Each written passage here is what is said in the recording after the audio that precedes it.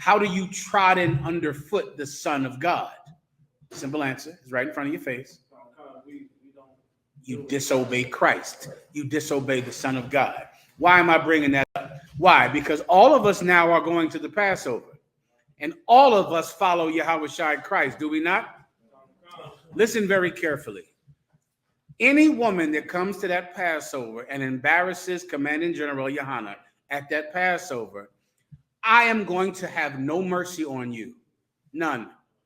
I'm not going to care how much you love your husband, how well your children are dressed up in fringes and headpieces. I'm not going to care. You are going to receive an absolutely sorer punishment. Do not behave yourself like a bitch at that Passover. Don't do it. Do not step on Christ. Don't do that. You're in the truth now, are you not? Now your head is covered. You're saying Yahweh Shema Alatha. You have on a dress. A few years ago, you were dressed like a street walking slut. Everybody expected you to be a bitch back then. Now you're in the truth. Brothers honor you. They look at you like a princess and a wife and a mother. No one dishonors you. No one calls you a bitch. No one yells at you and says, hey, girl, give me your phone number. Everyone treats you with dignity and honor in the UPK. If you come to that Passover, and if I catch you arguing in that lobby or sitting around, if I catch you in the hallway arguing and yelling or yelling at your husband's other rib at the Passover, you are going to wish you never put down that tambourine. You are going to wish you stayed in church, because I am not going to care about anything that happens to you, and whatever happens to you is what happens to you. Does everyone understand? Do not, after you've now you're following Christ. Now you're in the truth. What are you going to do? Disobey him now? Not in here. Sisters, I'm trying to help you, all right? The Passover is stressful enough. It's hard enough to get this thing to happen and to pay all of the money that Commanding General Yohanan has to pay so that we can go somewhere and be with each other and create a world of our own, if it just for a moment here in this hell. No one cares about your love life. No one gives a, no one cares. No one cares that you're arguing or that you and your husband are on bad terms or that you're arguing with him. Who cares? The Passover is not about you. The Passover is not about your love life. Some of you stupid bitches are so self-absorbed and all you care about is yourself that even a pilgrimage for God is about your love life. Now the whole Passover has to turn and go, why are you crying? Bitch, if you cry at this Passover, you're leaving. You're leaving the Passover. I don't want to see any crying, any sad. If I have to go, why are you crying? You're gone. You're gone. If I have to go, what's wrong? Why are you crying? He left me down here. He up in the room with her. Oh, no. I'm sorry. Okay, no problem. Captain of the car, there's a sister down here. Get her out of here. Get her out of here. Give her a refund for her room and make her disappear out of here. Give her a bus ticket back to wherever she came from. Because you're going to ruin the Passover for people who think that there's something outside of themselves that matters. You can argue with him at home. You can go home and argue. You can just wait till you get home. First of all, you got no training. You have no class, which is a gigantic problem with women. You don't have class. You got no sophistication. Why don't you just wait?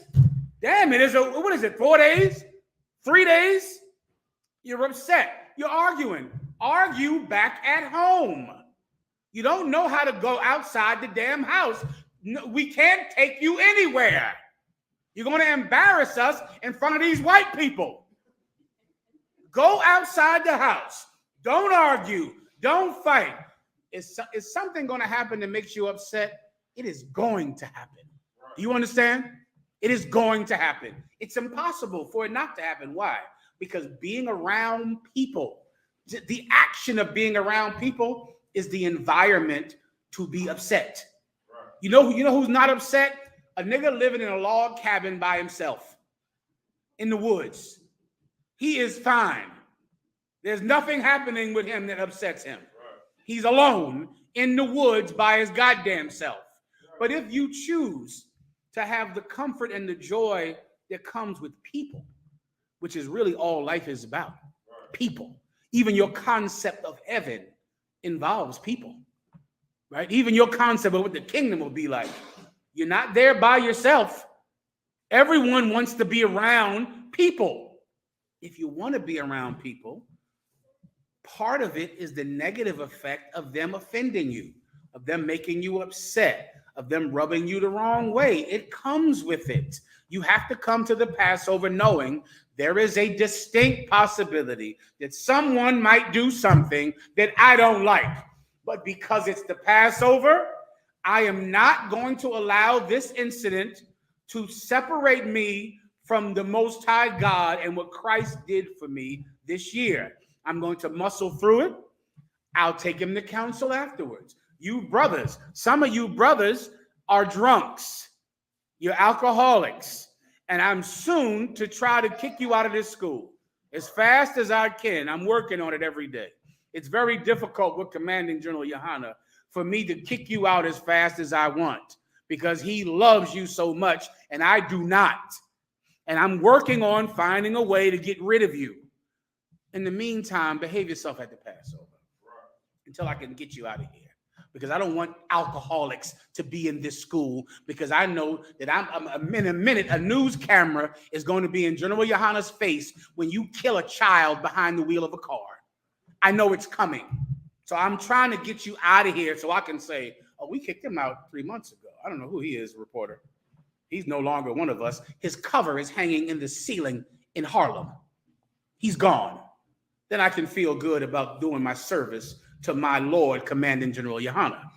Until I kick you out of here, just behave yourself at the Passover. Right? If you must be a drunk, don't do it at the Passover. Go up in your room, get in the shower like a good drunk, sit up in the bathtub with your clothes on and cry like your father. Get in the bathtub and what's that thing drunks say? They say something like, I did all I could. I did all I could. It's like they pick a sentence. I did all I could. I did all I could. I did all I. That's it, brother. Go ahead. I gave her everything I had. I gave you everything I had. I gave you everything. Listen, go up in the bath. Get in the bathtub with your clothes on. Do it in there. Close the curtain behind you. Say some sentence over and over again so you can cry.